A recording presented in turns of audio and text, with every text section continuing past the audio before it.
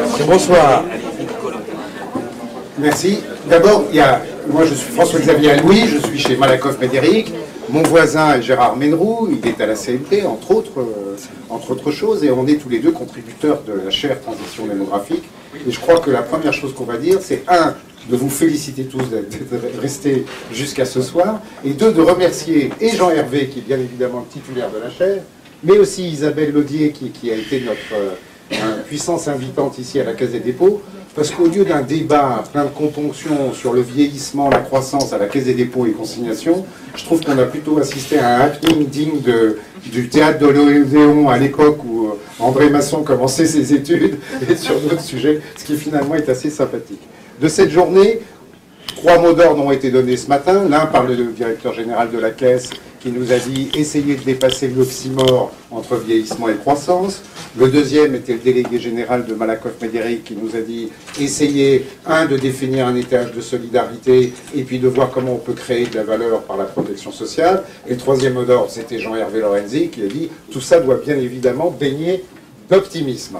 Et je crois que la journée a assez bien donné le ton. Alors parmi les solutions qui ont été évoquées, et c'est une liste un peu à la Prévert de toutes les solutions évoquées, il faut que le 3e âge paye pour que le 4e âge, il faut que le salaire puisse être adapté, peut-être soit reculé en fonction de l'âge, soit au moins plafonné en fonction de l'âge, il faut que la CSG soit au même taux pour les revenus d'activité et les revenus de retraite, il faut valoriser les dotations, il faut accélérer le tutorat, il faut favoriser le cumul emploi-retraite, la prévention en entreprise, ça c'est revenu toute la journée, c'est un axe majeur pour la santé et le bien-être, l'économie du bien-être, mesurer le bien-être, faire évoluer les comportements des entreprises, augmenter les durées de cotisation, faire varier la fiscalité et la comptabilité qui sont orthogonales par rapport aux problèmes de vieillissement et bien évidemment se débarrasser le plus vite possible de solvabilité 2. On a même eu l'idée de faire évoluer la Constitution pour une démocratie active qui tienne compte de chaque génération présente. Parmi les faux problèmes évoqués, et ça c'est les faux problèmes qui ont été levés de cette journée. Et ça, c'est des vrais acquis, c'est des vrais résultats. Le premier, c'est qu'il est faux de penser que le vieillissement augmente les coûts de santé. Et ça a été brillamment démontré. On y est revenu, avec Brigitte Dormand et Françoise Forest. Il est faux de dire qu'il y a un problème de productivité du travail, en tout cas au sens macroéconomique du vieillissement. C'est-à-dire l'incidence du vieillissement sur la productivité du travail est très faible, même si on l'a bien vu dans le dernier débat, il y a un véritable sujet sur le taux d'occupation des seniors, qui a quand même singulièrement augmenté dans la période récente, nous a rappelé Jean-Michel Charpin. Par thème de facétie, j'ai retenu que si on avait, selon Lehman, le même taux d'emploi qu'en Allemagne, ça représenterait, à âge élevé, ça représenterait 1 300 000 emplois. Et si on rajoute à ces 1 300 000 emplois de Lehman, les 900 000 emplois suédois de Wilmer, eh bien vous voyez que le vieillissement, on arrête sur la croissance, mais on est arrivé au plein emploi. C'est quand même une formidable nouvelle. Merci. On va d'abord donner la parole à Nicole Claroui, qui a beaucoup investi, et avec nous, avec la chaise sur la transition, et dans le cadre de l'Institut Louis Bachelier, sur les questions de longévité, sur des sujets qui sont très sérieux, qui font vraiment toute l'interrogation de ça. Il y a évidemment et l'incertitude, des différences sociales, des inégalités, choix de société et mesures de la longévité. Je crois que c'est vraiment au cœur de tes réflexions. Nicole, c'est à toi la parole. Oui, alors... je suis un peu le canard boiteux dans cette assemblée puisque je suis mathématicienne, pas du tout économiste et j'ai une certaine expérience en finance. Et je voudrais quand même remercier la Fédération des banques françaises qui a financé une chaire dont un des thèmes était les dérivés du futur et sur lequel on avait décidé d'investir les questions associées à la longévité. C'est comme ça qu'il y a 3 ans, on s'est mis à travailler dans cette direction. Donc, à vous écouter, j'ai trouvé le débat très intéressant, mais pour moi, il manque un tout petit peu quand même de sortir des standards habituels de la pensée. C'est-à-dire, comme je ne suis pas économiste, je ne parle pas le vocabulaire de tout le monde, mais je trouve qu'une des caractéristiques de la longévité et de tous les problèmes associés au vieillissement, c'est beaucoup d'éléments sont liés en fait à l'hétérogénéité de ce qui va se passer. C'est-à-dire la situation des gens face à la longévité est très différente, mais aussi si on n'est pas capable, alors bien sûr il y a la vision globale, mais je pense que c'est vraiment un secteur où il faut aussi être capable de particulariser. Et donc l'une des questions qui est assez standard, en fait, dans le monde de la finance et de l'assurance, en fait, c'était qu'on avait rencontré, c'était que pour avoir des données, de l'information fiable sur la longévité, l'évolution et des choses comme ça, il faut se baser sur des énormes populations, mais qu'en général, dans un milieu donné ou pour un problème donné, les informations et la sous-population a des caractéristiques particulières qui vont faire que son évolution dans le temps va être éventuellement particulière.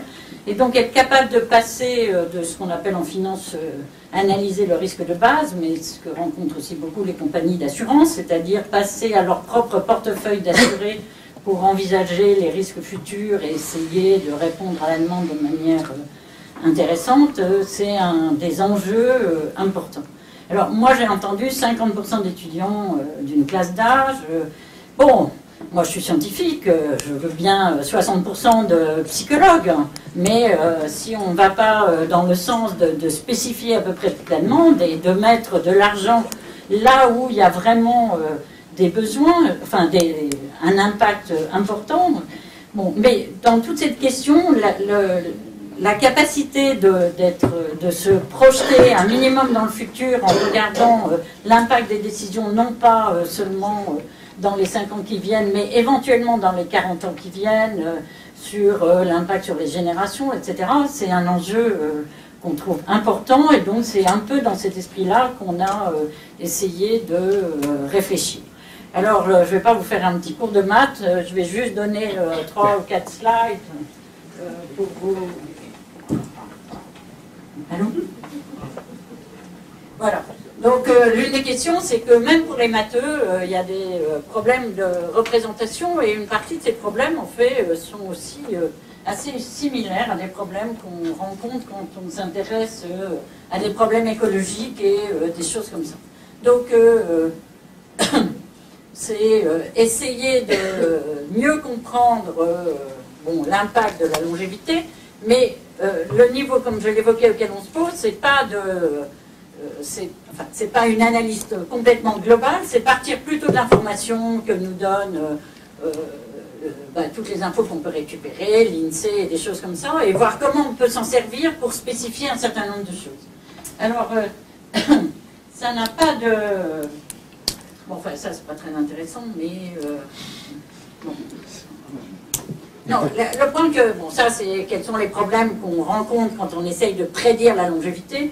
Bon, c'est pas du tout là-dessus que je veux rentrer, puis c'est plutôt les problèmes de l'INSEE, de beaucoup de gens comme ça, mais l'une des choses que je veux évoquer, c'est que, par exemple, il y a une très grande hétérogénéité. Si vous regardez l'ensemble des pays européens, eh ben, leur espérance de vie est extrêmement variable, et la différence entre les hommes et les femmes est également relativement différenciée. Mais si vous raffinez un tout petit peu les spécificités, évidemment, il y a un impact social qui est évident, mais il y a d'autres quantités, bon, le genre c'est bien connu, mais il y a des choses par exemple très importantes, c'est est-ce que vous êtes marié ou pas marié, donc messieurs mariez-vous, hein, c'est très bien pour vous. Surtout si vous avez plutôt 50 ou 60 ans. Et bon, il y a évidemment, sur ces questions-là, on n'a pas travaillé la dimension purement de santé. Alors, quel est l'un des problèmes? C'est celui-là, quoi. Il y a des grandes différences entre la mortalité nationale et toutes les infos qu'on a nationales et les problèmes qu'on a sur un portefeuille spécifique. Donc, est-ce qu'on peut prendre ça en compte? Donc, c'est pas nouveau, et en fait, l'INSEE, alors je vais dire tout ça, ça c'est juste pour vous dire qu'on sait un peu prédire la tendance suivant l'âge, la tendance moyenne suivant l'âge de l'évolution de la mortalité, mais il y a un effet qui va de pair, c'est quand on améliore l'information sur le trend, en fait, la volatilité augmente. Donc en fait, la qualité de ce qu'on obtient est toujours assez discutable. Donc ça, c'est un exemple de la différence qu'il peut y avoir entre les gens mariés et pas mariés. Alors le truc du milieu, c'est la population nationale. Et puis, si le truc rouge, c'est si vous êtes pas marié, donc le taux de décès, c'est une question de taux. Donc le taux augmente, et si par contre vous êtes marié, c'est bon pour vous. Mais ça, c'est important. C'est pas très intéressant de le voir à ce niveau-là, mais ce qui est intéressant, c'est de se dire que les choses bougent au cours du temps, par exemple, et que il faut être capable d'intégrer. Bon, nous, on a beaucoup regardé les choses à partir de 160 ans, parce qu'il y avait une motivation de l'assurance, mais en fait, vous pouvez commencer à l'âge que vous voulez. Et donc, ce qui est très important, c'est d'arriver à intégrer l'impact, l'évolution des individus au cours du temps, et donc indirectement l'impact d'un certain nombre de politiques et de choses comme ça. Donc l'INSEE fait ça très bien, avec ce qui s'appelle Destiny. Juste le problème de ce genre de choses, c'est qu'en général, la méthode utilisée est extrêmement coûteuse à implémenter, parce qu'on va prendre des individus, on va utiliser les infos qu'on a sur leurs caractéristiques, et puis on va simuler leur évolution mois par mois, mais mois par mois, on va regarder s'ils avaient une probabilité de changer de statut, etc. Et donc le résultat est compliqué, donc les méthodes plus nouvelles, mais qui ont un véritable enjeu, c'est de raisonner de la même façon, mais au lieu de regarder tous les individus mois par mois, c'est de mettre pas mal d'individus ensemble et de se dire on va tirer le moment où on va observer quelque chose dans la boîte des individus. Donc on n'en tire qu'un, mais quand on le retire, on l'analyse super en détail. Et puis, il va faire changer les caractéristiques de la population, et le taux de tirage va être fonction des caractéristiques de cette population. Donc on recommence plus ou moins vite, suivant le nombre d'individus importants, etc. Et au bout d'un certain nombre de temps, on a parcouru un horizon beaucoup plus important, avec beaucoup moins de gens qu'on a regardés, mais plus de probabilité d'avoir simulé des choses raisonnables. Et c'est le principe général. Donc, bon, je vous passe les beautés de la finance. Mais, donc, ce que je pense, c'est que l'avenir dans l'analyse de beaucoup de ces problèmes, bon, c'est une vision macro très importante, mais si on n'est pas capable de la sous-différencier de manière beaucoup plus spécifique, pour cibler les secteurs sur lesquels il y aura un impact vraiment important, dans l'éducation c'est clair, mais dans plusieurs niveaux. Mais ces secteurs-là, il ne faut pas le penser à 5 ans ou à 10 ans, il faut le passer à 40 ans ou à 50 ans. Alors, les simulations, ça ne donne jamais une bonne réponse de ce qui se passera en vrai, mais ça donne des idées de ce qui peut se passer qu'on n'aurait pas imaginé. Et comme toujours maintenant, je pense dans cette vision-là, les choses sont importantes, c'est en gros la moyenne de ce qu'on récupère, mais ce qui est très important aussi, c'est tous les scénarios bizarres qu'on peut voir apparaître, parce qu'il y en a beaucoup qui viennent du fait que le modèle n'est pas bon, mais il y en a aussi quelquefois qui donnent des éclairages pertinents sur le futur.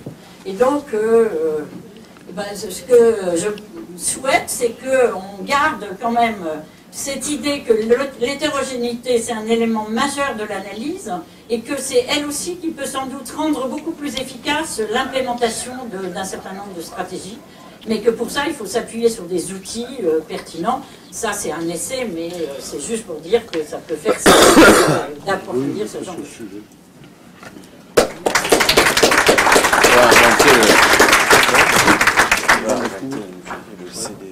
Gérard, alors on voit bien, les anciens disaient la mort est certaine, l'heure est incertaine. On voit bien que tous les algorithmes mathématiques que nous faisons, tout est aussi incertain. Il y a quand même un grand respect sur l'incertitude qui est vraiment ontologique de ces sujets-là. Comment le président de l'ARCO voit l'augmentation de la longévité, et peut-être comment, puisqu'on parle beaucoup d'un grand régime par points, etc., enfin que c'est dans les calendriers, en tout cas... C'est dans la rumeur. C'est dans la rumeur. Bon. Mais comment, est-ce que ça serait, à ton avis, une bonne ou une mauvaise idée pour à la fois rendre un plus équitable le régime de retraite entre générations, et en tout cas donner plus de visibilité à moyen long terme à tous les cotisants que nous sommes quant au sort qui sera leur sien? Je vais essayer de répondre à ta question, mais avec un petit détour. Je crois que le grand débat aujourd'hui sur compte notionnel, compte en points, la solution magique pour résoudre le problème des retraites, est un fantasme d'économistes et d'intellectuels qui sont éloignés du sujet. Donc, qui continue. De manière claire, le changement de mode de constitution de la retraite n'est pas en soi quelque chose qui contribue au financement du système de retraite. Non, a priori. Par contre, un des points qu'a soulevé André Masson tout à l'heure et qui est important est la distinction qu'il faut faire entre ce qui relève de la solidarité, c'est-à-dire l'action que la société collectivement veut apporter aux plus faibles, à ceux qui ont été exposés à des aléas dans leur vie, dans leur carrière, et ce qui relève de la situation personnelle et de la démarche personnelle. Un chiffre qui est peu répandu dans tous les débats, c'est qu'aujourd'hui à la CNAV, 50% des prestations ne sont pas liées à une contribution fondée sur le salaire. C'est de la solidarité, à travers le minimum contributif, à travers un certain nombre. Donc déjà aujourd'hui, le système de base qui est fondé sur des annuités est un système qui est un système de solidarité pour l'essentiel et pas un système contributif. À l'inverse, les retraites complémentaires qui sont en point sont un système contributif à 80%. Il y a 20% de solidarité, essentiellement les avantages familiaux. Ce que l'on peut dire, c'est qu'il faut mieux distinguer dans l'architecture des systèmes ce qui relève de la solidarité et ce qui relève de l'effort contributif. Quand on dit les personnes n'ont pas de compte personnel, si en retraite complémentaire, elles ont un compte individuel où elles ont un nombre de points et elles ont l'information à travers les relevés annuels de points et à travers tout le système du GEP-Info Retraite qui pousse à travers Internet et par papier l'information. Donc, il faut bien distinguer ce qui relève du point, qui doit être en cotisation définie, qui doit être un système personnel. Après, nous aurons une question sur solidarité, mutualisation entre les générations, sur le rendement de ce système en cotisation définie. C'est un problème assurantiel classique. Et distinguer ce qui est de la solidarité. La solidarité doit être financée par la collectivité, c'est-à-dire par l'impôt. Il n'est pas normal que l'on mélange, comme on le fait aujourd'hui, le financement de la solidarité et le financement individuel sur le travail. Ceci contribue à complexifier le débat et à créer des circuits de comblement des déficits qui existent sur le régime général, qui relèvent de la tuyauterie et de l'imagination de Bercy, et c'est quelque chose qui ne facilite pas le débat. Donc, un système en point, oui, il existe, c'est les régimes complémentaires. La solidarité, c'est quelque chose qui ne relève pas d'un système individualisé et qui, lui, peut être fondé sur soit des annuités, soit des systèmes, systèmes que l'on veut, pour déterminer les droits que les périodes où les personnes ne travaillent pas leur permettent d'obtenir, lorsqu'elles ont cessé leur carrière professionnelle, obtenir un complément de revenus. Pour dire, vous avez été dans une période où vous n'avez pas pu cotiser, et donc la solidarité nationale compense. Il y a, dans un certain nombre de pays, une décision claire et explicite après débat sur le niveau de solidarité que l'on veut mettre dans le système. Ce débat n'a pas eu lieu en France.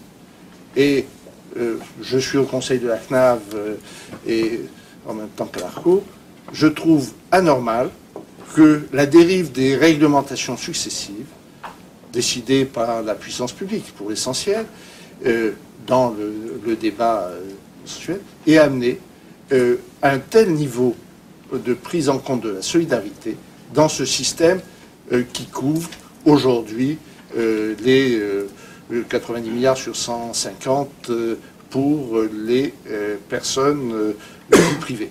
Donc ça signifie qu'il y a 45 milliards qui relèvent de la solidarité dans le système aujourd'hui. Et le déficit est de 5. Ça signifie simplement que cette part solidarité n'est pas financée à son bon niveau par l'impôt et par la collectivité nationale. Je sais que les États l'État a ces problèmes, qu'il n'est pas forcément possible de trouver d'autres ressources. Mais dans ce cas-là, interrogeons-nous sur le niveau de solidarité que l'on veut mettre en œuvre. Ensuite, sur les systèmes individualisés, que sont les systèmes en points, quel est le niveau de mutualisation, et là je ne parle plus de solidarité, entre les générations que l'on veut mettre en place. Et là, cela peut être chaque génération a ses propres caractéristiques. C'est ce que l'on met derrière les comptes notionnels. Certaines générations pourraient voir leur taux de remplacement baisser, alors que d'autres, pour variation d'hypothèse, voir leur taux de remplacement augmenter. Ceci me semble aller à l'encontre de la lisibilité de ce que demandent les actifs sur le niveau de revenus auquel ils peuvent s'attendre, même s'il est différent de leur revenu d'activité, pendant la période de retraite. En effet, la période de retraite n'est plus la période courte qui sépare la fin d'activité et l'arrivée du décès. Je rappelle que lorsque on a créé le système, c'était 7 ans. Aujourd'hui, on est aux alentours de 20 ans. On est sur des ordres de grandeur fondamentalement différents. Je pense qu'il est nécessaire qu'il y ait une mutualisation entre générations, et c'est ce que permet le système en points tel qu'il est pratiqué dans les régimes complémentaires. À titre d'illustration, en 1990, le rapport de charge, c'est-à-dire les allocations sur les cotisations, était à 104% pour les régimes Agirc-Arrco. Les partenaires sociaux ont décidé d'adapter les conditions de valorisation des cotisations de telle manière que l'on s'adapte à l'allongement de la vie humaine pendant la retraite. Ça a permis d'accumuler des réserves, 1 an et demi à peu près de réserves aujourd'hui, qui permettent, alors qu'on est revenu à 104, c'était dans la même situation qu'en 1990, de prendre des mesures qui pourront produire des effets progressifs, c'est-à-dire acceptables pour les populations. Ce que demandent les gens, c'est de savoir quel sera leur niveau de remplacement, quel sera leur niveau de revenu. Il faut faire de l'information, il faut que les règles soient claires et qu'elles soient pérennes. Tout le monde dit que les systèmes sont compliqués. Pour les salariés du privé, ça n'est pas le cas.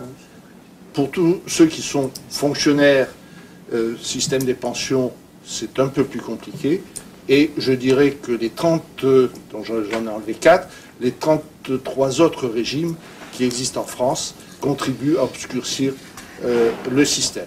Depuis la Comédie Française à l'Opéra de Paris, 2 régimes spécifiques dont on peut se demander en quoi, même s'il y a des caractéristiques d'activité particulières pour ces personnes, elles ne sont pas dans un régime plus large permettant d'assurer une mutualisation.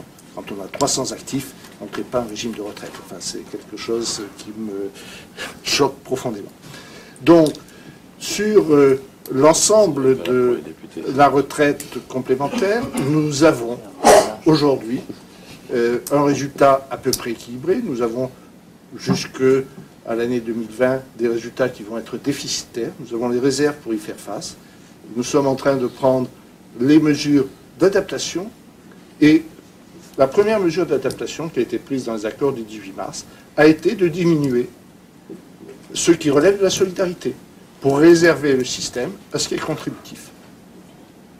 Alors, on le fait progressivement, puisqu'on a le temps, mais on a réduit les avantages familiaux, en particulier pour les cadres et pour l'AGIR, dans cet accord, car on considérait que le niveau de solidarité était trop important pour l'équilibre général du système. C'est vraiment ce débat sur la solidarité qu'il faut avoir dans notre société pour résoudre le problème des retraites. Et après, on a un compte en points individualisé, avec de l'information. Le GIP Info, vous avez tous reçu, ou beaucoup d'entre vous, sauf les plus jeunes, ont reçu leur enveloppe bleue avec leur relevé individuel de situation qui donne toute la carrière, ou pour les plus âgés, une estimation globale de leurs revenus, tout régime confondu. On sait qu'on a connecté l'ensemble des régimes et ça fonctionne. Et ceci va être en ligne à partir du 1er janvier pour tout le monde. Site jipinforetraite.org, vous trouverez toutes les informations. Sans publicité, il n'y a pas de... c'est gratuit. Donc, donner d'informations, donner de la visibilité, ne pas changer les règles tous les 6 mois. Et même si on peut considérer que sur le plan de l'équilibre accéléré, comme on l'a fait, comme on est en train de le faire, puisque ce n'est pas totalement voté, l'accélération du passage à 62 ans, on a une loi qui est passée en novembre 2010, il ne faut pas changer 9 mois après. Oui. Où il fallait aller à 63 ans, tout de suite, le dire clairement, ou dans ce cas-là, on y revient dans 3 ou 4 ans. Il faut avoir des règles stables, sinon les gens ne peuvent pas se préparer. Troisièmement, repousser l'âge de la retraite dans un système en points a l'avantage, pour ceux qui sont en emploi, d'augmenter le niveau des retraites. Merci beaucoup Gérard. Donc plus de clarté et essayer de bien différencier les objectifs de solidarité et de contribution commutative, enfin, entre les droits et les droits acquis. Peut-être on va donner 2 minutes la parole à André Masson, parce que moi j'ai une question. Ça fait des années qu'on t'entend, André, c'est brillant, c'est toujours passionnant et on l'a bien vu. Mais au fond, quelle est la question? Qu'est-ce que tu veux nous dire vraiment? Le sujet, c'est qu'est-ce que tu veux nous dire? Et c'est très amical, hein, il n'y a pas du tout, et c'est un peu provocateur, mais c'est d'où tu parles et que veux-tu nous dire? Et en particulier, la question qui me préoccupe, c'est, tu nous parles du viager partiel, qui est une idée intermédiaire, qui est une idée brillantissime, et comment tu conjugues ça avec cette incertitude actuelle sur la longévité, où les uns nous disent qu'on va vivre un siècle, d'autres nous disent qu'on va vivre 1000 ans, et les troisièmes nous disent mais non, on va tous être obèses et mourir dans très peu de temps. Donc comment tu rationalises ça en 2 mots? En 2 mots. Bon, c'est pas ce que j'avais préparé, mais la réponse en fait est du côté de la solidarité. Parce que la solidarité, c'est la gestion de l'incertitude. C'est effectivement des probabilités qui ne sont pas connues ou même pas mesurables. Et la seule manière qu'on a, c'est de se serrer les coudes ensemble. Ouais. Donc ça, c'est vraiment l'optique de la solidarité. Alors, par rapport à ce qu'a dit Gérard Ménérou, bon, lui, c'est le plus intéressant parce que c'est pratique à partir de notre système. Le problème de la solidarité, ça n'a pas été fait, mais on peut lui donner une vision beaucoup plus importante. C'est l'idée des liens. Je suis dépendant des autres, je ne peux pas m'en sortir tout seul. Donc on sort du contributif, on sort de la neutralité actuarielle, on sort de la transparence, de la liberté, etc.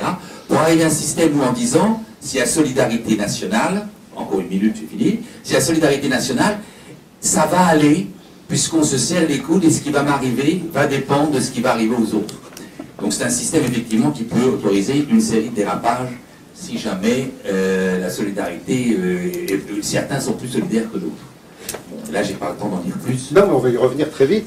Bonsoir, Madame la Ministre, nous sommes très honorés de vous accueillir. Vous n'êtes pas dans un traquenard, mais dans un débat extrêmement vif qui dure depuis 8h30 du matin et qui nous fait réfléchir sur les chances des perspectives de croissance et du vieillissement. Alors, vous qui êtes aux affaires, comme on dit dans les pièces, quelle est votre impression personnelle sur ce sujet, vieillissement et croissance? C'est ça, vieillissement et croissance. Est-ce que vous y voyez une contradiction majeure ou est-ce que vous voyez une chance pour l'action publique dans les années qui viennent? On n'a pas le temps d'en souvenir. La question, c'est est-ce qu'on a le choix, quoi. Enfin, juste là. Vous voyez, on n'a pas le choix, ça fait partie des...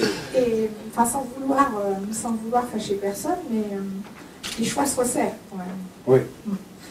On les voit au jour le jour, tous les matins, en regardant des spreads et en regardant la situation, et puis on les regarde de manière plus globale, en observant les tendances, si je peux dire, de notre système de protection sociale de manière générale, qui se trouve percuté par 2 phénomènes, 2 injonctions paradoxales. La première, c'est faite avec une société qui vieillit, débrouillez-vous avec ça. est faite avec une restriction de sa capacité de financement traditionnelle. Donc, cette espèce d'effet de ciseau, comme ça, qui s'impose à nous, fait que le seul chemin, la voie troisième, si je puis dire, c'est l'imagination collective. Alors, l'imagination collective dans le déterminant, qui est la fidélité au modèle social et la fidélité à l'esprit de la sécurité sociale. Mais en acceptant, évidemment, de remettre sur le métier les fameux déterminants. Les déterminants sont en particulier la nature des risques que notre système de sécurité sociale doit prendre en compte.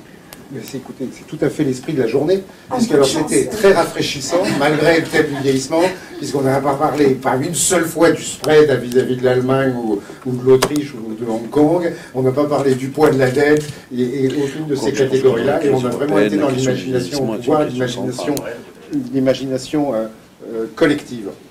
Vous vouliez peut-être intervenir, faire un complément d'intervention sur ce sujet ou... Je ne sais pas, moi je vous suis, enfin comme vous voulez...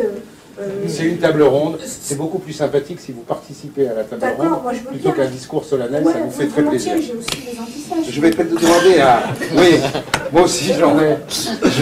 On va laisser André Masson réfléchir au socle de solidarité, qui était quand même l'injonction de ce matin, hein, et demander à Edouard Arkwright, qui est le stratège de la Caisse des dépôts. Alors, stratège de la Caisse des dépôts, ça c'est quelque chose. C'est un poste shakespearien presque chez Edouard Arkwright. Et comment la Caisse des dépôts pense sa stratégie dans une société vieillissante et en termes de croissance, évidemment. Bon, alors quand ça commence comme ça, c'est un piège. Hein. Écoutez, merci beaucoup. Moi, je vois juste que le seul sujet sur lequel on réunit toutes les filiales d'un groupe multimétier totalement diversifié et dont une des filiales est représentée à cette table à la Caisse des dépôts, la seule fois où on n'a aucun problème pour faire venir tout le monde, lorsqu'on parle de vieillissement. Oui.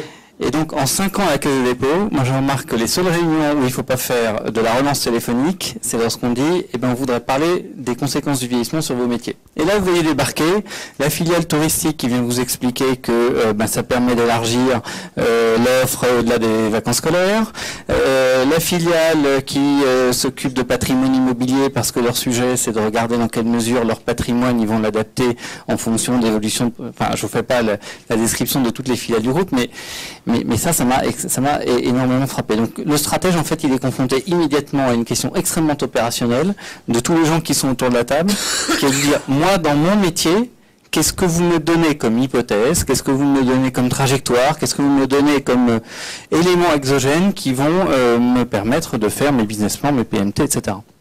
Alors, comme on est incapable de répondre à cette question parce qu'on ne vous avait pas encore réuni et qu'on n'avait pas encore eu la journée d'aujourd'hui, et puis qu'on n'a pas fini nos travaux avec la chaire et avec le cycle de nos séminaires, en fait, on en arrive à notre deuxième point qui est que ce sujet amène à stimuler considérablement la capacité d'innovation des gens que vous réunissez autour de la table. Et là, vous avez des sujets extrêmement opérationnels. Premièrement, cette maison, elle est là pour répondre à une demande et essayer d'être utile dans des territoires. Et lorsqu'on pose la question aux gens en dehors du 56 rue de Lille qui a la chance de vous accueillir, ils disent, nous, notre première question qu'on nous adresse, c'est comment je fais pour proposer de l'hébergement à un certain nombre de personnes qui ont des problématiques de revenus. Ce qui est intéressant dans cette question, c'est le dernier mot, c'est-à-dire qu'en fait, ils prennent le sujet du vieillissement par un sujet de couverture d'une perte de revenus à un certain moment de l'âge, de la vie. Ils ne prennent pas, ils vous disent pas de perte d'autonomie. Ils vous disent pas, ils le prennent pas par une situation sanitaire. Ils le prennent par une situation de revenu à un moment donné dans la vie. Ce qui est un sujet qu'on partage avec Gérard. Donc ça, c'est intéressant pour nous parce que du coup, on va partir du revenu que peut payer une personne à un moment de sa vie, et donc ça nous amène, si jamais on a l'occasion dans la table ronde d'y revenir, à travailler sur un modèle de foncière, Augustin Dromagnon en a parlé en introduction, qu'on appelle CDC Génération, qui est un modèle de foncière dans lequel on dit, ben voilà, les personnes qu'aujourd'hui ont du mal à se loger à un certain âge, elles peuvent payer entre 60 et 70 euros par jour, pardon, je suis très concret, là, je redescends des sujets très opérationnels, 60 à 70 euros par jour dans certaines régions de la France, 70 à 90 peut-être en Ile-de-France ou dans des endroits plus privilégiés, et donc on va bâtir le modèle de notre foncière à partir de cette capacité contributive de la personne. Et puis, on a commencé comme ça. Et puis une fois qu'on s'est dit ça, donc ça nous amène à modifier notre modèle d'investissement, à travailler sur les paramètres d'investissement, à regarder comment un investisseur de long terme peut permettre d'arriver à un business plan qui permette de répondre à cette demande pour ces types de personnes. Ça, c'est le premier sujet opérationnel. Une fois qu'on a fait ça, on se retrouve avec des gens autour de la table, je pense sous ton contrôle Gérard, qui disent, bah oui, c'est intéressant, mais comment on peut chercher à augmenter le revenu de ces personnes-là? Et donc on a amené, par le sujet vieillissement, des assureurs, mais également des gens qui gèrent des retraites, mais également nos financiers qui ont des problèmes d'ALM, à ce sujet. Et donc on voit autour de la table à la fois quelqu'un qui gère des EHPAD, des gens qui gèrent, et quelqu'un qui gère le bilan de la Caisse des dépôts. Et donc par cette question du vieillissement, pour un groupe comme le nôtre, on en arrive à des sujets extrêmement concrets. Deuxième idée qu'a évoqué Augustin de Romanet, mais je ne veux pas le développer parce qu'on a André Masson qui est là, c'est le sujet du viager. Pour nous qui avons des compétences assurantielles, des compétences immobilières, des compétences financières et un horizon de long terme, on se dit c'est quand même dommage de ne pas arriver à profiter de cette situation du patrimoine, comment faire en sorte que ce patrimoine constitué par des gens pendant toute une période de vie active soit mieux utilisé pour couvrir cette perte de revenus à un moment de la vie que j'évoquais tout à l'heure. Donc on aura l'occasion peut-être de creuser ces différents sujets. Moi la table ronde c'était un choix de société, point d'interrogation. Nous ce sont des choix concrets et opérationnels, je ne vais pas parler d'urbanisme. Je ne vais pas parler de réglementation thermique, je ne vais pas parler... Voilà. Et puis, c'est un choix qui nous semble être un choix sur le long terme, et c'est un mot qui fait écho à cette maison qui vous accueille et qui est très heureuse de le faire. Sur cette question du viager, qui a quand même traversé toute la journée, et sur lesquelles André nous a fourni des premiers éclairages, il y a déjà un moment d'ailleurs. Enfin, peut-être, si vous me permettez, Marianne Monchot, est-ce que vous voulez... Quel est votre sentiment sur le viager? Est-ce qu'il y a des projets qui tournent autour du viager, de favoriser le viager, et c'est vraiment très lié à un choix de société. Enfin, on voit bien en quoi c'est la transmission rapide des patrimoines vers les plus jeunes pour leur permettre de créer des entreprises, etc. sont des choses extrêmement importantes. Enfin, on a l'impression de patrimoines qui sont figés sur des générations de plus en plus vieilles et qui empêchent la croissance. Enfin, moi, je suis particulièrement intéressée sur ce sujet dès lors qu'on l'aborde de manière différente, c'est-à-dire dès lors qu'on l'aborde comment dirais-je, de façon beaucoup plus systémique et de manière beaucoup plus sécure pour les personnes, parce qu'on a une culture du viager qui aujourd'hui date et qui ne correspond absolument pas à l'enjeu. Mais ça m'intéresse parce que précisément ça touche du doigt l'une des clés de l'évolution du système, qui est effectivement l'évolution de la notion du chez-soi du fait du vieillissement. La question qui est posée à nos compatriotes qui prennent de l'âge, c'est de savoir comment ils vont pouvoir trouver un nouveau chez-soi ou un chez-soi approprié à leur situation de vieillissement pour maintenir leur capacité à vivre autonome dans un environnement qui va être approprié. Et dès lors, l'idée qu'on puisse swapper, si vous me passez l'expression, le logement ordinaire, le logement habituel, le logement historique, et obtenir la capacité de financement du logement cible, c'est-à-dire ce logement de l'autonomie et ce logement du projet dans le vieillissement, c'est naturellement quelque chose qui intéresse la puissance publique et qui peut faire l'objet d'un soutien par le gouvernement. Mais vous le voyez, dès lors que les enjeux sont bien identifiés à partir d'un repositionnement du risque vieillissement. Attention sur ces sujets, en tout cas c'est la recommandation que je me fais à moi-même, à ne pas entrer par l'approche strictement opératoire dans le projet. Ce que nous devons construire, ce que nous devons aborder, c'est précisément toute la mise en place d'un système éminemment préventif de la perte d'autonomie et collectivement préventif de la perte d'autonomie, parce que toute année d'autonomie gagnée pour nos compatriotes qui prennent de l'âge est une année de bonheur pour eux, vie autonome, mais c'est également une année de bonheur pour les finances publiques. Et c'est un des rares sujets que je connaisse où l'on peut à coup sûr faire le pari que ce qui est bien pour nos compatriotes est bien en même temps pour les finances publiques. Je les recommande, ces sujets-là, nous les aimons. Mais c'est la vérité. Simplement, il faut, comme dirait l'autre, changer de paradigme. Hein. C'est-à-dire que ça n'est plus le même modèle. Ouais. Ça n'est pas la polarisation du choix entre le tout domicile, celui d'avant, le vieux domicile qu'on aménage pour ne pas tomber dans sa baignoire, et le tout EHPAD. Hospitalo-centré, hein, sanitariste, modèle coûteux, modèle inefficace. Moi, j'ai jamais rencontré personne qui m'ait dit j'ai un plan pour mes vieux jours, je vais aller en EHPAD. Enfin, ça n'existe pas. Ça n'existe pas. Ouais. attention à ces représentations collectives qui sont dérivées du système actuel, qui sont infructueuses et qui sont terriblement onéreuses. Nous avons, dans la remise en question de notre système, la capacité à le solvabiliser. En particulier dès lors qu'on se tourne vers l'hôpital, Françoise Forette, et dès lors qu'on va regarder l'hospitalisation indue des personnes âgées. Moi, j'ai une calculette qui me dit que 3 millions de journées d'hospitalisation indue à 700 € jour, ça fait une marge de manœuvre de financement et une capacité de réallocation stratégique pour faire autre chose que de l'hospitalisation indue. Oui.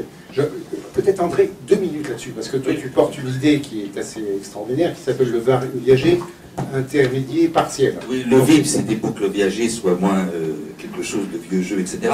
Bon, donc l'idée, on le voit bien donc, dans les modèles, même théoriques de rationalité des épargnants, c'est ce que chercheraient les épargnants, mais rendre une partie de leur logement liquide tout en restant dans le logement.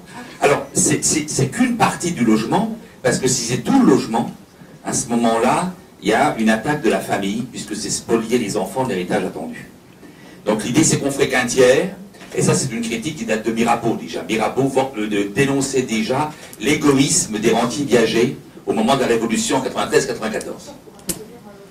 une question personnelle. Oui, mais autrement, si vous voulez, l'idée, c'est de faire que ces 2 enfants, je fais un tiers seulement en viager. Ce qui fait que la banque ou l'assureur devient mon 3e enfant. C'est mignon, hein. Et donc, dans ces cas-là, je ne spolie pas mes enfants. Je n'ai pas les phénomènes d'aléa moral. Je maintiens mon logement en état, puisque normalement, une grande partie ira à mes enfants. Et donc, dans ces cas-là, ça ne sert pas. Alors, parce que François Xavier a parlé de lui plutôt de transmission. Madame, vous allez parler plutôt de dépendance. Le viager, ça peut servir, y compris pour une rente viagère, pour la dépendance ou pour la transmission. La rente, c'est intéressant, puisque si vous n'avez pas assez de revenus pour vos vieux jours, s'il faut compter sur vos enfants, et vos enfants, ça va les tuer, l'aide financière. L'aide financière, ça ne marche pas. L'aide d'antan et tout ça, mais pas l'aide financière. Donc, la rente viagère est utile. La dépendance, c'est peut-être le plus facile à faire, puisqu'on a quand même une idée de la longueur où on va rester en dépendance, même si elle varie beaucoup. Et le 3e emploi, je le pousse au bout. Vous avez uniquement un bouquet, pour un tiers de votre logement, et vous le donnez directement à vos enfants. Transmission.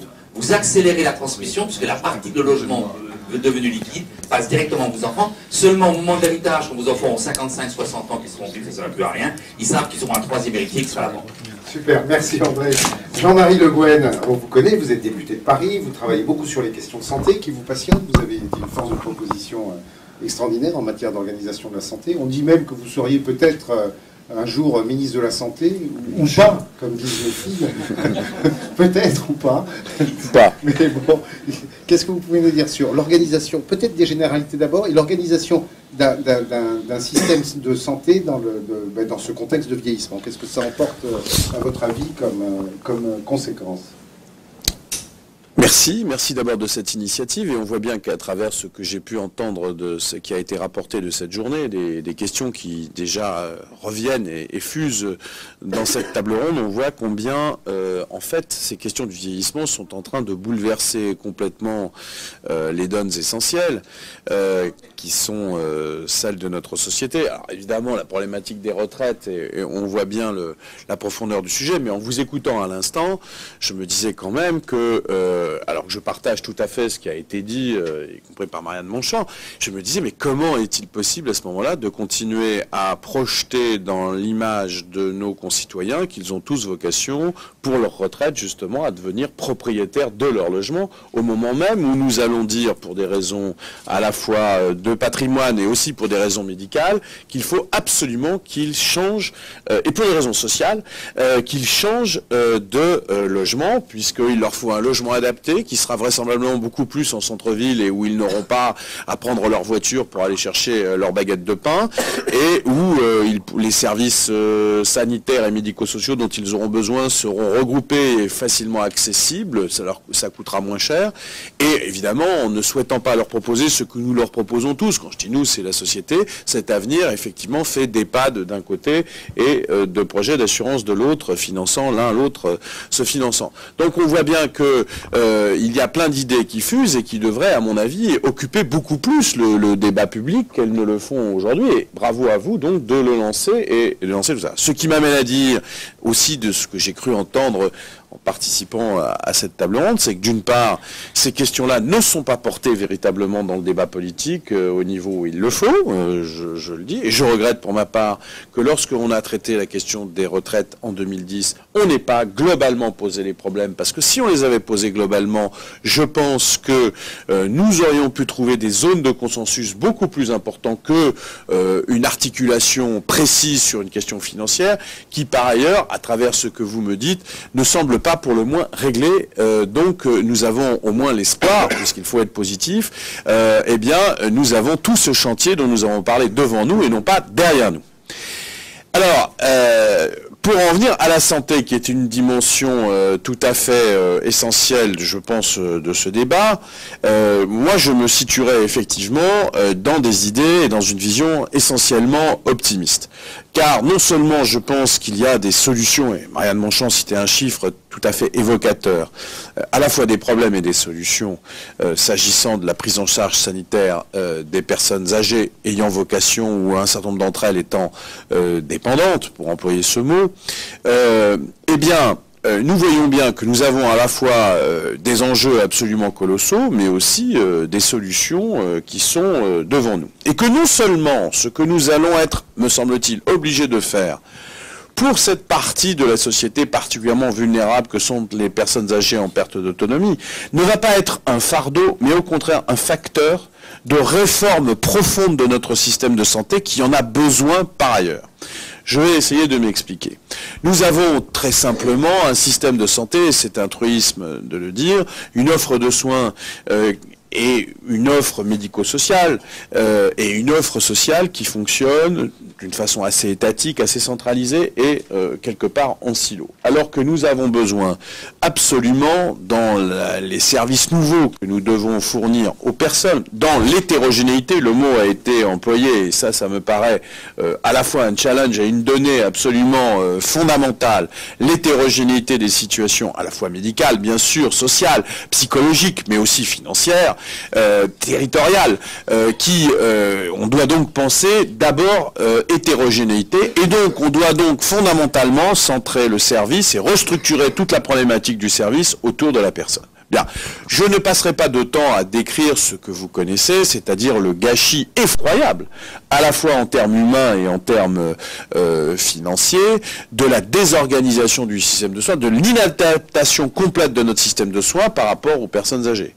Le fait que l'on retrouve dans les urgences des hôpitaux plus de 20% de personnes qui sont des personnes âgées en situation de fragilité, qui n'ont absolument rien à y faire et qui y sont naturellement, quelle que soit la qualité des personnels présents dans ces urgences, naturellement maltraités, ensuite aiguillés éventuellement vers des services hospitaliers pour lesquels, là, la plupart du temps, même si on a fait des progrès en dédiant des services de gériatrie aiguë, en tout cas dans certains hôpitaux, en tout cas ceux que je connais, y compris notamment dans la région parisienne, mais au-delà de ça, on voit bien qu'il y a des lits occupés, Madame la ministre le rappelait à l'instant, de façon inappropriée, tout simplement parce qu'on ne sait pas réintroduire. Donc nous avons des problèmes d'amont et nous avons des problèmes d'aval qui sont absolument considérables. Et donc, si l'on veut un jour réformer l'hôpital, le diminuer, le muscler, pour le diminuer son volume, mais le muscler dans sa partie, dans sa fonctionnalité de haute technologie et de haut savoir, il faut évidemment traiter la médecine ambulatoire et donc organiser d'une façon évidemment territoriale autour de la personne une prise en charge. Alors on a parlé de coordination, pour l'instant on coordonne des administrations, il s'agit de coordonner ou plus exactement d'intégrer des services autour de la personne, c'est ça l'enjeu, c'est l'enjeu de cette révolution. Et quand on aura fait ça pour les personnes âgées, non seulement on aura gagné de la qualité de soins et une productivité et de l'argent d'une façon très simple. chiffres avancés, en évitant par ailleurs la surmédicalisation pharmaceutique et autres, mais passons sur ces aspects-là des choses. On aura gagné des procédures que nous pourrons appliquer après à ce qui représente aujourd'hui 60% de la dépense de santé. Ce sont les affections longue durée, qui recoupent pour partie les personnes dont je viens de parler, mais pas totalement, et pour lesquelles il nous faudra, d'un certain point de vue, agir comme nous le faisons autour de la personne âgée, c'est-à-dire organiser notre système de soins autour du malade chronique complexe, et non pas autour des services organisés entre ville, hôpital, sanitaire, médico-social, social. Donc tout ça doit être regroupé, territorialisé, intégré, et à partir de là, on aura changé très fondamentalement notre approche des choses, et je pense que nous aurons trouvé des solutions qui sont extrêmement positives. Et le deuxième versant de cette révolution que nous devons mener, et à laquelle nous serons de toute façon contraints devant la crise sanitaire, parce que ce système sanitaire tel qu'il est organisé, la crise démographique médicale étant ce qu'elle est, il ne peut plus produire la quantité de soins dans la forme d'organisation actuelle. Donc nous allons de toute façon à une catastrophe, donc la réorganisation est complètement à l'ordre du jour, autour de quelques idées un peu simplistes que j'ai avancées à l'instant. Mais l'autre versant du sujet, c'est évidemment la problématique de la prévention. Mais cette fois-ci, comment, et surtout là les économistes peuvent nous être d'une grande utilité, comment ne pas simplement être là comme les chanteurs d'opéra en disant prévention, prévention, comment trouver un système intégré qui fasse que notre société se mette à véritablement à faire de la prévention. Sachant que cette prévention est d'une simplicité biblique sur les sujets qui nous concernent. Hein, puisque c'est autour essentiellement de l'obésité, de l'hypertension artérielle, bref, en gros, de l'alimentation, de quelques addictions et de la problématique du poids, donc de l'activité, etc., que nous pouvons concentrer 80% de la prévention sur aussi bien Alzheimer, les mortalités prématurées du cancer, etc. Je ne fais pas la liste de toutes les pathologies qui sont regroupées autour de ces éléments fédérateurs. Donc comment faire pour, certes, avoir une société plus précautionneuse en matière de santé en général, au passage, il faudrait aussi qu'on s'intéresse aux enfants, pas simplement à la vieillesse, je dis ça parce que là je pense qu'il y a aussi une économie de l'enfance à remettre en place, ce qui générerait d'ailleurs un véritable contrat de génération dans cette société si nous étions capables de faire aussi un certain nombre de choses sur l'enfance, de la même façon que nous sommes en train de le poser sur la question du vieillissement. Mais cette prévention, elle doit être organisée à l'évidence sur les personnes de plus de 50 ans, en gros on va dire, où là il faut commencer vraisemblablement un coaching individuel avec des problématiques alternées de dépistage, de parcours de soins, de parcours de prévention, avec des acteurs qui interviennent. Je sais que c'est fait notamment par un certain nombre d'entreprises, d'institutions de prévoyance à juste titre. Je pense que l'entreprise, par exemple, doit s'engager, et évidemment la mutualité, mais les entreprises doivent s'engager autour de ces questions en trouvant un cycle positif. Alors est-ce que c'est parce que ceux qui interviendront en matière de prévoyance, ceux qui interviendront en matière de prévoyance, ils trouveront un intérêt en matière de prévoyance, en matière de cotisation d'assurance maladie, en matière de retraite. Peut-être qu'il faut faire un panel des différents intervenants et créer un fonds qui mélangerait ceux qui ont intérêt par la prévoyance, ceux qui ont intérêt par l'assurance maladie, ceux qui ont intérêt, j'allais dire l'intérêt général, peut-être que même l'assurance maladie pourrait y contribuer, mais nous pourrions avoir un système et demander aux entreprises d'accepter, je termine, c'était peut-être un peu long, demander à nos entreprises de mettre en place non seulement des problèmes de médecine du travail, mais de santé des salariés, qui sont une dimension dans laquelle nous devons nous retrouver aujourd'hui. Voilà comment, à mon avis, sur ces sujets-là, on peut retrouver des dynamiques de pacte social qui fassent que nous soyons capables de surmonter l'ensemble, enfin une partie des difficultés auxquelles nous sommes confrontés. Merci beaucoup. Avant de donner la parole, peut-être tout à l'heure à Marie-Hélène Mongeau pour qu'elle puisse réagir à ce que vous venez de dire, je voudrais faire intervenir, je voudrais dire une chose, si vous en êtes d'accord, et faire intervenir Jean-Martin Cohen-Solane sur le sujet des complémentaires. Il se trouve qu'on est tous les deux dans deux familles finalement quand même très très proches, les institutions paritaires et les mutuelles, ils sont des complémentaires. Et je suis assez frappé de tout le débat qu'on a. on a pris l'initiative, nous, les autres pareils, enfin, on a pris l'initiative de créer des plateaux de gérontologie. On a un truc qui est formidable qui s'appelle la Porte Verte, qui est vraiment absolument une école, qui est un modèle à la fois d'organisation et de structuration. On s'occupe de distribuer de l'assurance complémentaire santé avec les CEPA, mais notamment dans le 93, dans le 9.3. Et c'est dirigé sur quoi? Sur la prévention de l'obésité chez l'enfant. Donc c'est des sujets qui sont tout à fait au cœur. Et deuxièmement, il ne nous a pas échappé que les comportements ont changé et qu'aujourd'hui, les gens, les publics en général, attendent des entreprises d'être des acteurs en matière de prévention et des entreprises au sens large, l'entreprise, les collectivités, etc. Et qu'il y a là vraiment un terreau effectivement d'ancrer dans des pratiques quotidiennes et réelles de la prévention qui sinon reste un vœu pieux toujours remis au lendemain. Jean-Martin, dans ce contexte du vieillissement, etc., comment tu vois la mutuelle de demain et comment tu la vois s'adapter à la fois aux opportunités et contraintes du vieillissement? Oui, bonsoir. Je suis un peu gêné parce que d'intervenir en fin de débat, c'est toujours un peu compliqué, beaucoup de choses ont été dites. Je voudrais revenir sur quelque chose qui a été dit tout à l'heure. On dit beaucoup que le vieillissement ne contribue pas à l'évolution des dépenses de santé. Alors, je sais qu'il y a des gens beaucoup plus savants que moi en économie qui l'ont démontré. Je sais que Brigitte Dormont l'a dit ce matin, je l'ai vu à mon bureau avant de venir ici. Moi, j'avoue que je suis pas totalement convaincu quand même. Simplement, en tant que médecin, en tant que mutualiste, on voit quand même fondamentalement, certes, si je voulais faire une pirouette, je dirais que le vieillissement n'augmente pas les dépenses de santé, mais il ne diminue pas non plus. On voit quand même quand on vieillit, il y a plus de pathologies, on a des pathologies plus lourdes, et que globalement, l'évolution, le vieillissement de la population fait qu'il y a des pathologies qui ne seraient pas sur lui, qui surviennent. Bon. En plus, il y a un croisement de deux choses, il y a un vieillissement de la population et l'augmentation technique médicale. C'est vrai que l'augmentation technique médicale coûte beaucoup plus cher encore à la collectivité que le vieillissement, mais c'est la conjugaison des deux. Alors, bon, mais je veux revenir là-dessus parce qu'on disait ça, et il y a un tout petit peu de bon sens. C'est clair que pour le commun des mortels, plus on vit vieux, plus on a de chances d'avoir des pathologies associées notamment, et donc c'est une réalité des choses. C'est quoi une complémentaire demain, parce que les mutuelles sont avant tout des complémentaires santé, c'est les plus importantes des complémentaires santé, et aujourd'hui elles sont devenues de plus en plus importantes. Pourquoi? Parce qu'il y a un désengagement de fait, l'assurance maladie obligatoire, et donc un transfert des charges d'assurance obligatoire vers les complémentaires, parce que simplement il y a des problèmes de dette publique, de dette sociale, et donc une façon de faire payer les soins aujourd'hui, c'est de transférer les dépenses complémentaires qui sont devenues des quasi-prélèvements obligatoires.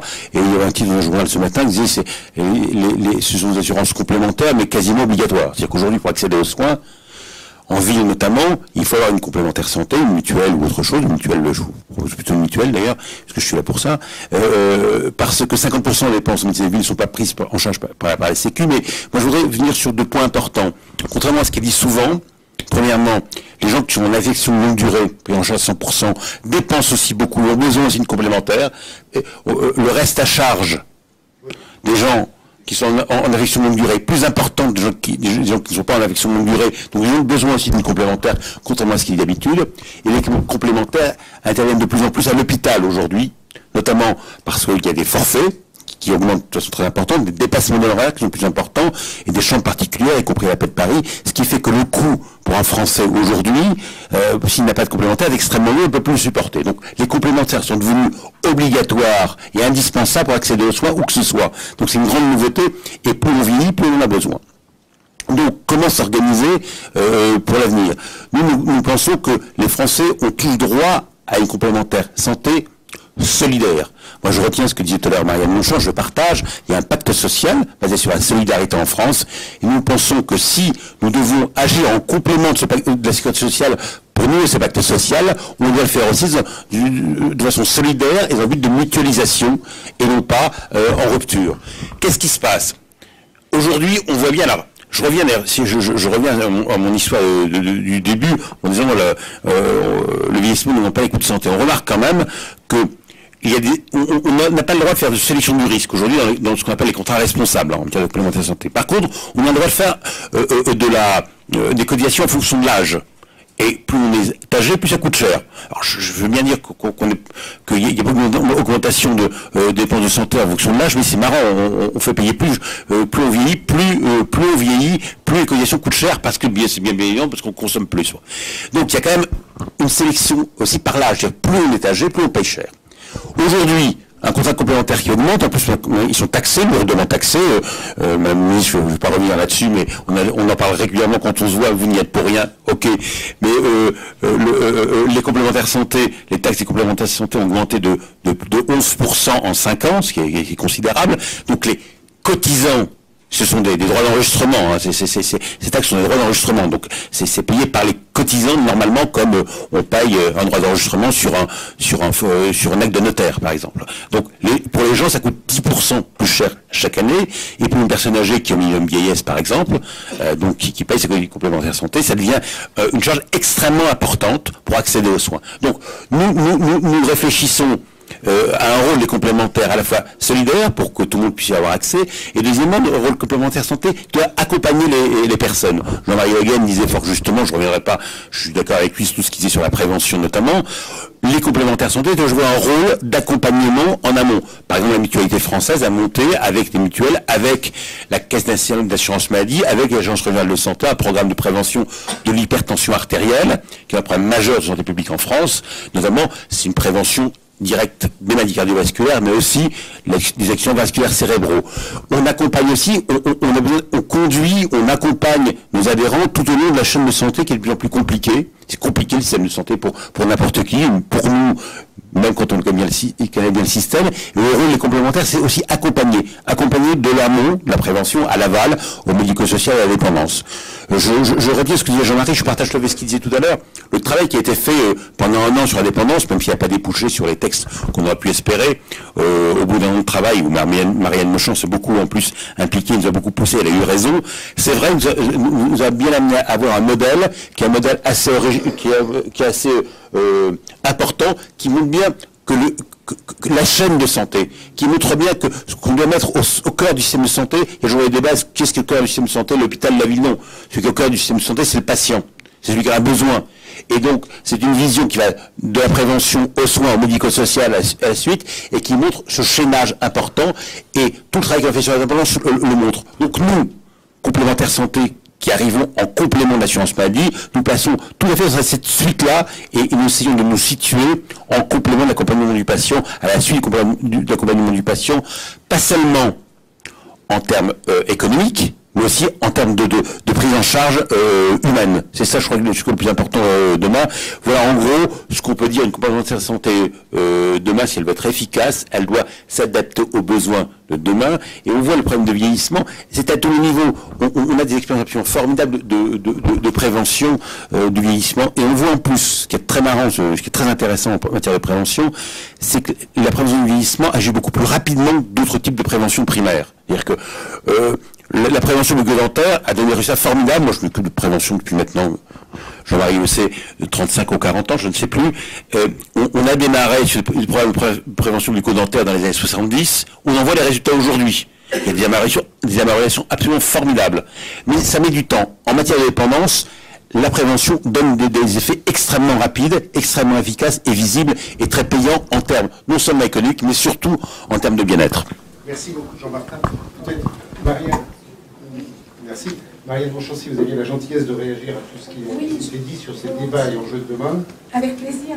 D'abord, plein de choses que nous partageons, parce que nous voyons beaucoup, nous travaillons beaucoup ensemble. Mais si vous acceptez, j'ai envie de pousser le modèle encore un peu au-delà des frontières, du simple cercle de craie du système soignant qui soigne. Oui. Parce que l'un des défis demain, ça a été dit par Jean-Marie Le Guen, commenté ensuite par Jean-Martin Cohen-Solal, mais c'est que la question de la santé, dans la France d'après 2011, enfin dans les 10 ans qui viennent, c'est la question de la chronicité. Bien sûr. Il y a l'aigu, et j'ai envie de dire, on peut optimiser, on peut améliorer, on peut faire que la recherche translationnelle percute mieux l'aigu, mais tout notre défi, c'est la chronicité. C'est-à-dire que du fait du vieillissement, et du fait par ailleurs de l'enjeu d'une société vieillissante, nous devons délivrer à nos compatriotes l'idée que nous devons pouvoir vivre avec les pathologies. Et l'idée de vivre avec les pathologies, ça veut dire quoi? Vivre avec des cancers, vivre avec des maladies cardiovasculaires et vivre avec des maladies psychiatriques. C'est ça, avec les 3 grands risques. Hein. Et vivre avec, ça veut dire que le soin, naturellement, a toute sa place, mais que le soin ne suffit pas. Et que dès lors, le vivre avec, c'est bien sûr l'articulation entre le soin et l'accompagnement médico-social, mais ça vient percuter aussi la dimension sociale. Quand mon collègue Benoît Apparu défend avec tellement de justesse l'importance du housing first pour les plus démunis, il a raison, Benoît. Et c'est une belle idée de lutter contre l'exclusion par le logement d'abord, le vrai logement. Mais quand on sait, étude Samantha, SAMU social, qu'un tiers de nos compatriotes à la rue sont affectés de pathologies psychiatriques, moi je ne sais pas loger dans un appartement en ville le schizophrène de la rue. Ce que je veux dire, c'est que c'est tout. Et donc ce que je veux dire, c'est que la solution qui va consister à aller chercher en complément du soin, la mobilisation de ressources sociales et médico-sociales dans la logique de je vis avec la maladie. Et je vis de mieux en mieux avec la maladie, est un levier puissant d'évolution de nos grands équilibres macroéconomiques, en particulier pour tout ce qui concerne les dépenses de la sécurité sociale. Et je le vois à travers ce sujet des pathologies psychiatriques que je porte en ce moment, puisque on est en train de rédiger la prochaine édition du plan santé mentale, qui va précisément faire le pari de dire vivre avec la maladie, et des maladies différentes bien sûr, mais des maladies quand même, des maladies comme les autres. La question du vieillissement, c'est exactement la même chose, et la particularité, Jean-Marie Le Goyen, c'est que quand on est capable de défendre l'idée que les maladies chroniques, celles dont nous saurons nous occuper demain, parce qu'on fait le pari de vivre avec elle comporte par le vivre avec la dimension beaucoup plus sophistiquée de la prévention, ralentisseur de l'évolution de la pathologie, alors quelque part on change de braquet, alors on change cette base de la solidarité nationale, parce que le malade contribue mieux, parce qu'il est pleinement citoyen et qu'il participe pleinement à la croissance, il n'est pas considéré dans sa pathologie, il est considéré dans sa capacité de participation. Et cette inversion du paradigme, c'est celle que nous devons réaliser pour les années qui viennent. Moi, personnellement, j'en suis un ardent défenseur, mais on voit bien que ça pousse très loin les murs de ce que l'on appelle le soin, parce que le soin n'est pas que la molécule ou l'acte soignant, le soin dans la chronicité, c'est le vivre avec la pathologie. Et ça bouge les repères, ça modifie la charte de la preuve, et évidemment, ça modifie l'économie générale du système. Parce qu'aujourd'hui, disons les choses, qu'est-ce que c'est qu'un hôpital du jour qui accompagne un patient bipolaire, un patient schizophrène? C'est évidemment la délivrance de la molécule avec le psychiatre et la consultation psychiatre, tarifée au tarif psychiatre, mais c'est aussi toutes ces activités occupationnelles qui permettent de mesurer l'interaction entre le soin et le retour à la vie quand même, tarifé au tarif lourd de l'assurance maladie. C'est exactement comme ma personne âgée qui reste 3 semaines pour une fracture du bras dans un service hospitalier, là où elle devrait absolument se retrouver dans un environnement où elle vivra avec cet accident de parcours qui a été le sien. C'est un défi énorme qui bouge de représentation, mais qui comporte, et ça on peut en être certain, la solvabilisation d'une très large part de la question de notre sécurité sociale. Il faut changer les repères. Bien entendu, merci beaucoup. Je vous suggère d'ailleurs de continuer le débat autour du cocktail qui va avoir lieu tout d'abord, mais à tout seigneur, tout honneur, le titulaire de la chaire, c'est Jean-Hervé Lorenzi. Je voudrais d'abord lui dire merci. Merci d'avoir eu l'intuition il y a déjà 4 ans de créer cette chaire, de nous avoir tous réunis, parce que c'était vraiment une journée exceptionnelle et passionnante. Et deuxièmement, on va te demander quelle est ta conclusion et quel est l'avenir des travaux de la chaire. D'abord, c'était vraiment rafraîchissant de passer une journée sans, sauf avec Spitz, sans entendre parler de la dette, la dette et la crise. Je veux dire, nous occupe totalement d'autres problèmes qui sont ceux que nous sommes en train de traiter, qui sont ceux de la manière dont des pays comme les nôtres pourront avoir une croissance dans les années qui viennent. En fait, j'ai 3 réactions très très brèves. La première, c'est vrai que c'était compliqué de mettre ce titre, vieillissement et perspective de croissance. Nous avons tous les économistes, en tout cas ceux de ma génération, ont été élevés dans l'idée simple que le vieillissement est en fait porteur d'un ralentissement de la croissance, que c'est quand même pas très bon, qu'il vaut mieux en gros avoir des jeunes dynamiques, sympathiques et actifs, plutôt que des vieux aiguerris, grincheux et paresseux. En fait, rien de ce qui fut dit tout au long de cette longue journée, puisqu'on a démarré à 8h30, ne permet rien, ne permet d'écarter l'hypothèse. Je vais être très prudent dans ce que je dis, mais rien ne permet d'écarter l'hypothèse que le vieillissement puisse être une source de croissance. Donc rien ne permet d'affirmer une position. Rien ne permet non plus de le démontrer. Je crois que tout le monde partage l'idée qu'il y a des conclusions trop rapides, vous savez, des paradoxes. Le vieillissement, ce sera ça que le vieillissement va faire la croissance. Ça, c'est du bullshit.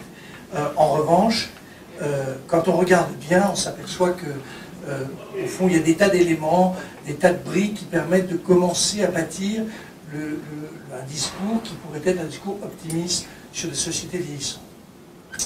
La deuxième remarque, c'est que, au fond, là, André, même s'il s'avère que parfois tu es à la fois brillant et un peu obscur, mais tu as montré cette obscure clarté, mais tu nous as montré une voie qui est au fond très importante. Je me souviens t'avoir dit avec la chaire, tu vas voir que tes idées vont sortir, pas uniquement le viager, d'abord il faudra vraiment changer de nom, mais cette idée qu'au fond, cette approche du vieillissement, c'est une approche qui est une approche absolument majeure. On peut regarder la société française à travers l'impact qu'aura le choc démographique. On peut le voir sur à peu près tous les sujets et dans sa cohérence. Et toi, tu appelles ça les différents systèmes de protection sociale. Moi, j'appelle ça trajectoire macroéconomique, peu importe. Enfin, non, je dis nous appelons ça trajectoire macroéconomique, mais l'idée de base, c'est qu'au fond, il faut que nous traitions, lorsqu'on reparlera des affaires de retraite, il faut qu'on puisse traiter les thèmes qui sont les thèmes à la fois de formation continue, les thèmes d'aménagement du territoire. Enfin, en gros, il faut quand même avoir une vision cohérente, complète, systémique des systèmes. Et tu as, je crois, trois approches du système de protection sociale. Coup de chance, la chaire, dans laquelle tu as la gentillesse d'apporter ton concours, a aussi 3 scénarios. Enfin, il y en a un qu'on rejette, celui au fil de l'eau, évidemment, c'est la catastrophe. Et puis il y en a 3 qui sont les jeunes, les vieux et les vieux au boulot, pour résumer, avec des titres un peu plus stimulants. En gros, il faut quand même qu'on arrive à les qualifier. Dernière remarque, enfin avant-dernière, on a vu aujourd'hui que ces 3 scénarios sont pertinents, mais il faut vraiment mieux les qualifier. C'est qu'il y a vraiment beaucoup de travail à faire, et le travail qu'on fait avec la Caisse des dépôts tout au long de l'année est très utile. On va vraiment essayer d'enrichir, parce que nos scénarios sont encore un peu frustres, je dirais. Moi, j'ai une préférence, je l'ai exprimé tout à l'heure. C'est celle où on bosse un peu plus, mais, hein, comme toi aussi. Voilà, donc c'est parfait. Dernier sujet, je voudrais, avant qu'on aille boire un coup, remercier d'abord la Caisse des dépôts et Isabelle Laudier et Didier Jancy qui nous accueillent et qui, au fond, nous aident à formaliser cette démarche. Enfin, c'est vrai que la Caisse est vraiment très partie prenante de cette opération. Pour la chaire, je voudrais vraiment remercier l'ensemble des gens qui ont participé à cette affaire, mais évidemment, Hélène Johan, directeur scientifique, a beaucoup développé et permis ce projet avec beaucoup de méthodes. Enfin, là aussi, on progresse. Enfin, moi, je suis un insatisfait permanent, donc c'est comme ça que, enfin, c'est un peu mieux. C'est très bon. Qui a permis que cette affaire se passe aussi bien. Et puis alors franchement, on a quand même visé juste, tu es gentil, c'est bon, c'est évidemment très collectif. On a cette journée à montrer que le vieillissement, qui est a priori un sujet moyennement stimulant, sexy, on a quand même réussi à rester enfermé dans cette salle obscure, peu aérée, une dizaine d'heures sur l'ensemble des sujets, avec un débat incroyable et avec une espèce d'intérêt permanent de plus de 100 personnes permanentes que vont tourner. Moi, je n'ai jamais vu ça. Donc ça veut dire que le vieillissement, c'est vraiment un sujet. C'est vrai que le sujet, en anglais, on dit aging, en tchèque, je crois que tu connais bien. En russe, il faut trouver un titre plus sexy. C'est vrai que c'est un moyen, dans le débat qui va avoir lieu politique dans les mois qui viennent, c'est clair que c'est une grille de lecture qui nous donne des degrés de liberté. J'en prends un seul, il a été évoqué à plusieurs reprises, mais je le répète, les 20% de plus de 60 ans touchent 20% du PIB. Si on va devenir 30%, on ne sera peut-être pas tous là, mais en tout cas statistiquement, il y aura bien 30%. Ils vont piquer normalement 30%, c'est intenable. Et donc, il y a un débat de politique économique qui ouvre des perspectives, qui ouvre des degrés de liberté, c'est où je fais les transferts publics. Il n'y a pas besoin. On a l'impression que tout est bouclé dans la société française. C'est pas vrai. C'est pas vrai. Il n'y a pas besoin de dramatiser comme l'a fait tout à l'heure le discours de Bernard Spitz en disant les jeunes, etc. Le conflit de génération. On peut traiter le sujet normalement sans drame, mais c'est un vrai sujet de politique économique. Et donc, dès qu'on parle de politique économique, on parle de coût à boire. Et le coût à boire, c'est... Merci à tous.